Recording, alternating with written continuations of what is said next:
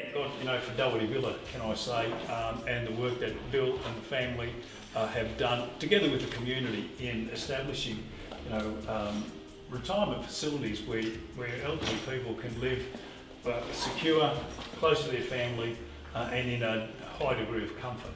We know that we've got a huge elderly population, and it's only growing. So when you said that, between Widden Homes and Doherty Villa, you'll meet the demand, don't forget, we're getting old too. and we'll be looking for a place as well. The standard of the place that, people like Phil and Vicky run, they do a fabulous job, and I know that all your clients or your residents feel very comfortable living there, and I see that through attending the AGMs and the Christmas functions. And under the Social and Affordable Housing Fund, the state government has put 1.1 billion aside for the next 25 years, and is using the interest that generates to build housing for the next 25 years. And so I think in the first round they assisted something like applications for 2,200 social and affordable housing. That was, I don't think they got further north than the Hunter for us. I've spoken with the Housing Minister about that in light of the floods that we had in Lismore, and the fact that we've had people displaced and we've had the road movers come through, and there's already housing stress, that they need to give us some consideration in the next round, which I think is due to be open. I thought it would be soon. And so I think that the minimum requirement for a bid is in regional areas is something like 500 houses, though they might consider it less. So, for you to put in a bid for, say, 20 or 30 houses, you might have to do it in conjunction with North Coast Community Housing, for example.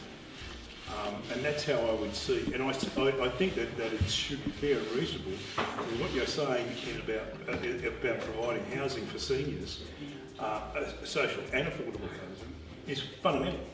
It's absolutely fundamental. It's not just providing houses to young families, but it's also the other end of the scale, where we can't forget that we've got a moral obligation as well. I'd suggest that you do contact other housing providers. I know that, for example, Anglicare put in a bid, and I know that John McKenna from North Coast Housing, they put in a bid, and they were disappointed. But I'd suggest that you contact them, because they're familiar with the bid process. I'm happy to pursue it, from a ministerial perspective, and certainly to ensure that, affordable housing for seniors is part of the deal. One of the things that we talked about was the need to have an affordable housing forum in Grafton. At the moment, because the Clarence Valley is suffering from affordable housing. I think the Lower Clarence has got a 0.5% vacancy rate, which is ridiculous. And we need to know who is in the game, because that's the first thing we need to know, and what their stresses are, and how we can start to relieve some of that stress. And it should come from those people that are doing it on a daily basis. That's who we need to listen to, and then maybe they can come up with some of the solutions that we need to take up, because that's how we dealt with the mental health issue.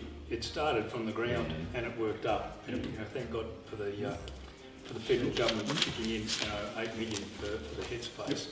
But there's also been ancillary funding for other programs to prevent it in the first place. So I think that would be a really terrific start to get all the affordable housing providers together. Look, it's terrific to be at Clarence Village to see the style of seniors living that's been built here. It's definitely a high requirement in Grafton, and Clarence Village and Doherty Villa are providing that need, and we have a greater need, and we need to continue to work on it in order to make sure that our senior citizens have a very comfortable and secure place to live into the future.